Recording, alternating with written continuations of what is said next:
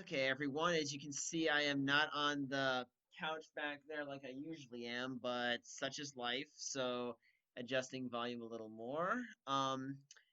Anyway, so this week I am going to be concluding the Star Wars prequel trilogy with, of course, Revenge of the Sith.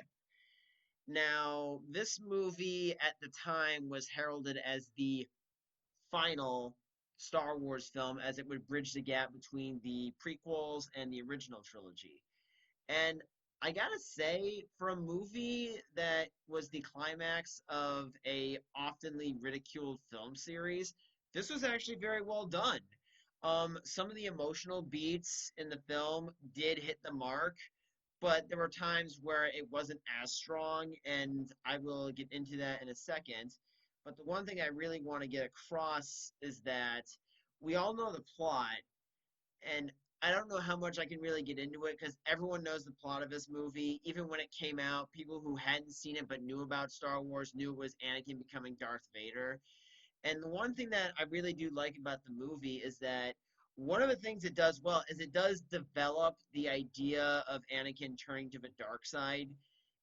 I don't think he fully turns until maybe the last 20, 30 minutes of the movie when he finally, well, that's one of my biggest criticisms of the movie, and I'll get to that in good time. So I do like how it's a 2.5 hour movie and it takes its sweet time to build it up. And another thing I like about from the character perspective is that Anakin in the first movie he was kind of a bland, uninteresting kid. The second movie he was kind of a whiny teenager. In this movie, you do see some of the whiny Anakin, but there are some scenes where he does have a lot of charm and a lot of likability, and there is some good but bland chemistry between him and Obi-Wan.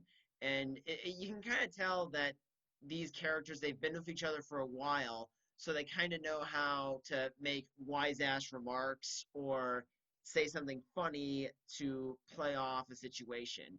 Like, for example, there's a scene where Anakin and Obi-Wan are about to get into the ship to save Emperor Palpatine.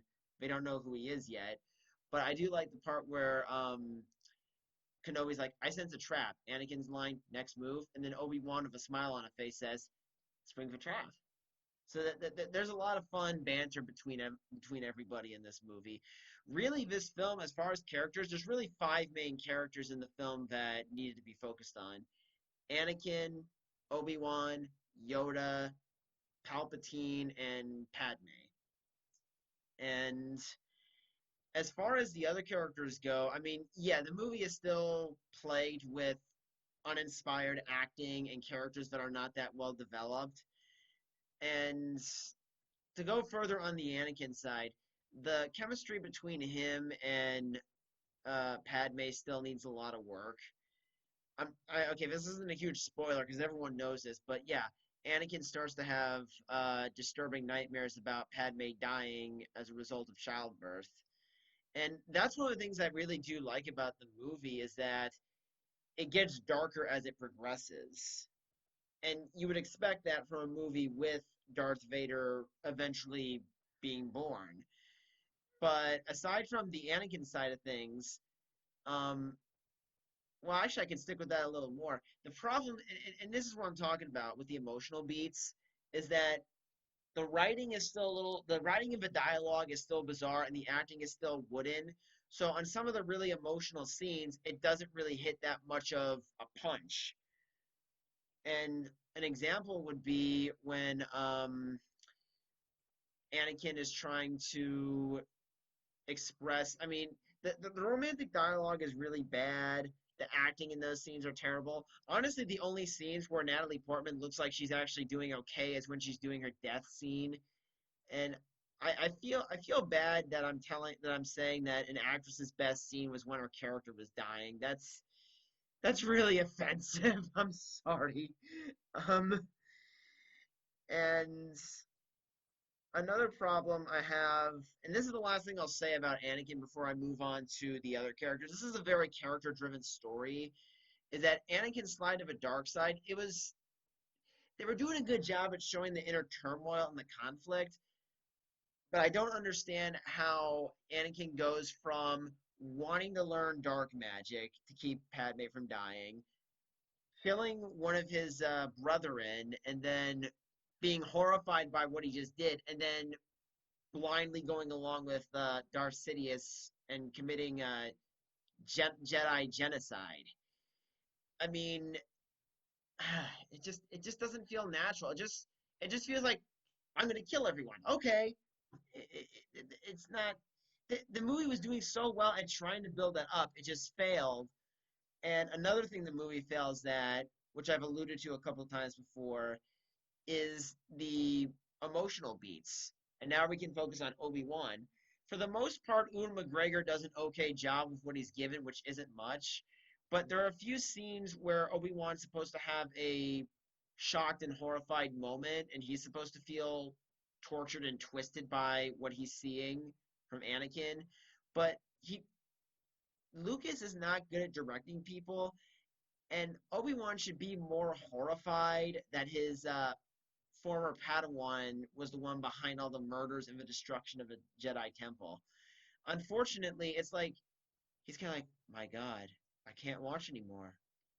I mean, I know Jedis are supposed to be even-minded and they're supposed to be a little more on the logically thinking side, but I would think that seeing someone that you've been with for 15 years essentially, you would think that that would really affect Obi-Wan a lot more than what we're seeing. And to be fair, there are some parts where the emotions do hit the right mark, like that the big speech he gives after defeating Anakin. He's like, "You have a chosen one." I think that was well done. That was probably the only bit from McGregor where the acting was legitimately good from start to finish, not up, down, here, there, and everywhere. And I think the best scene that kind of shows Obi-Wan being shocked is when he's covering his mouth, or at the end of the Mustafar fight where he's just like, "Oh my God, what has just happened?" It's like, see, those two scenes did a great job at showing the mortified reaction at Obi-Wan at what's just happened. But there are other scenes where it's weird. It's like the movie hits some of the emotional beats amazingly well, and then it kind of pathetically taps on the other ones, you know? And it seems like the scenes that work are the ones that are the most intense, you know? But the scenes where you're supposed to have subtle emotional moments don't really hit the mark as well. A few scenes do, like the scene where Anakin's looking from the council chamber, staring at where Padme is living, and they both look out and they start tearing up. That was a very well done scene. It's kind of ironic that the best scene in the movie involves no dialogue. Um, I really think that much like with Attack of the Clones, if the dialogue was more believable and organic, and if they actually had a competent director who knew how to elicit strong emotion and believable human reactions to things, I think these two movies would have been really good. I'm not sure if better acting would have saved Phantom Menace. There are a lot of things wrong with that movie. The visual effects in this film are also they're more hit than miss. The opening scene with the camera work and the tracking of the ships flying through space, that was amazing. I mean, it looks great even by today's standards. However, the final fight on Mustafar, most of the effects look great, but some points kind of make me think I'm looking at a uninspired video game graphics, to be honest. I mean, it still looks good, but you can kind of tell a little more tweaking would have probably helped these effects withstand the test of time. But still, for a movie that's 15 years old and to have the effects look fairly good for the most part, especially in the first 15 minutes, you got to give him credit for that. And you have to give Lucas credit for one thing. He is really good at creating visuals and just you know, a technical marvel and stuff you can see on the screen of computer generated images. So you can definitely praise the movie for that. And the final fight between Anakin and Obi-Wan is very well done. I kind of wish that Obi-Wan was a little more battered at the end of it, because, I mean, he does get choked and punched and thrown a bit, but I wouldn't mind I wouldn't mind him looking a little more bloodied and cut from the fight. But I guess Lucas was like, well, this movie's already dark enough. I don't need to have the one hero left in the movie get, bloodily bashed. But I think what the movie was trying to get across was, it does kind of show how someone can be good and then turn evil.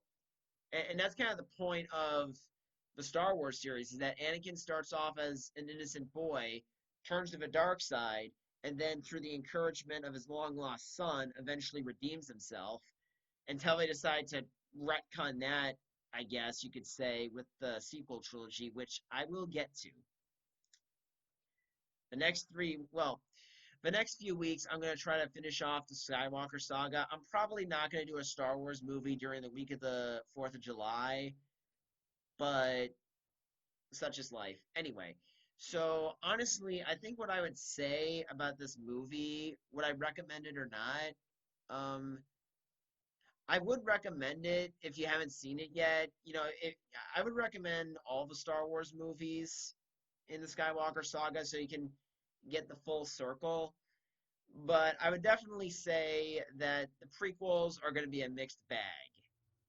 This one was definitely the best of the three, but those were not very high bars to clear. Not really. So I think you'll find some good stuff, some great visuals, and it even has a good sense of humor at points. I mean, it's not laugh out loud funny, but it is subtle remarks. Um, all in all, I think it could have been better. It was good, but could have been better.